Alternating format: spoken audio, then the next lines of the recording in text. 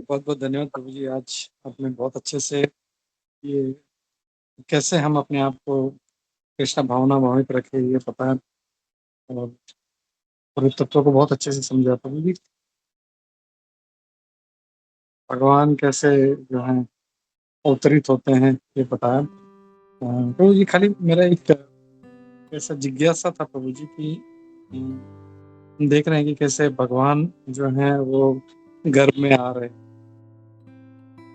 आमतौर पे लोगों को जो है मतलब भगवान को भगवान इसलिए नहीं समझते क्योंकि वो ये ऐसे कार्य ऐसी लीलाएं करते हैं कि गर्भ में आना, जैसे हमने देखा कि देवता भी जो है गर्भ को प्राप्त करते हैं। तो तो इस चीजों को हम कैसे लोगों को समझाएं कि ये मतलब कोई साधारण कार्य नहीं, भगवान गर्भ में भी आ रहे हैं तो ये कोई ऑर्डिनरी चीज नहीं। हरे कृष्णा। यस प्रभु जी। भगवान को ये कैसे समझाएं, मतलब लोगों को ये कैसे समझाएं कि भगवान गर्भ में आ रहे हैं तो इसका मान्य कार्य नहीं। किसको समझाने की बात कर रहे हो आप? मतलब जैसे ऐसे साधारण लोग जो हैं हम उनको जो बताने की कोशिश करते हैं कि ये साधारण व्यक्ति नहीं भगवान है, तो लोग बोलते हैं नहीं ये तो मतलब ये भी गर्भ से जन्म लेते हैं, ये भी मनुष्य लीला करते हैं, तो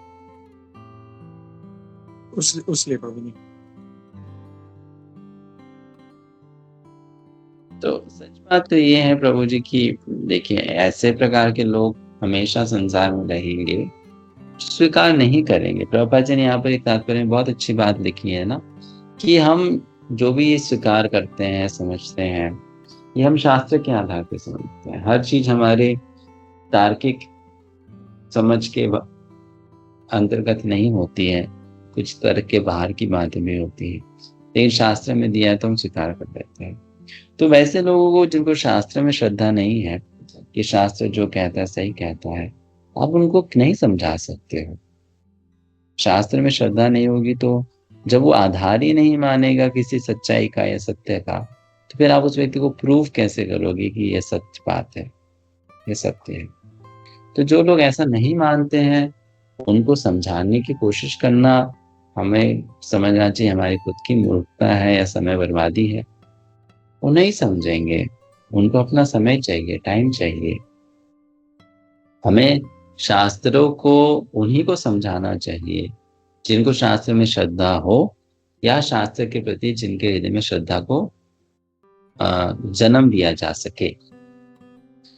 दो प्रकार के कैंडिडेट्स हैं जिनको हमें प्रचार करना चाहिए।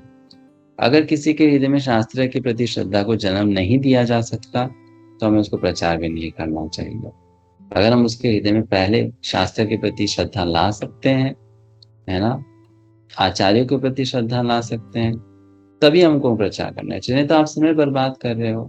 जैसे फॉर एग्जाम्पल, अगर मैं और आप कोई विषय पे चर्चा करें, आप बोलो उस पुस्तक में मैंने पढ़ा था, मैं आपको बोलूं लेकिन मैं तो उस पुस्तक को मानता ही नहीं, मैं तो इस पुस्तक को मानता हूँ। तो वो आधार ही जब एक दूसरे का कॉमन नहीं होगा तो फिर हम एक दूसरे को साबित कैसे करेंगे कि मेरी बात सही है।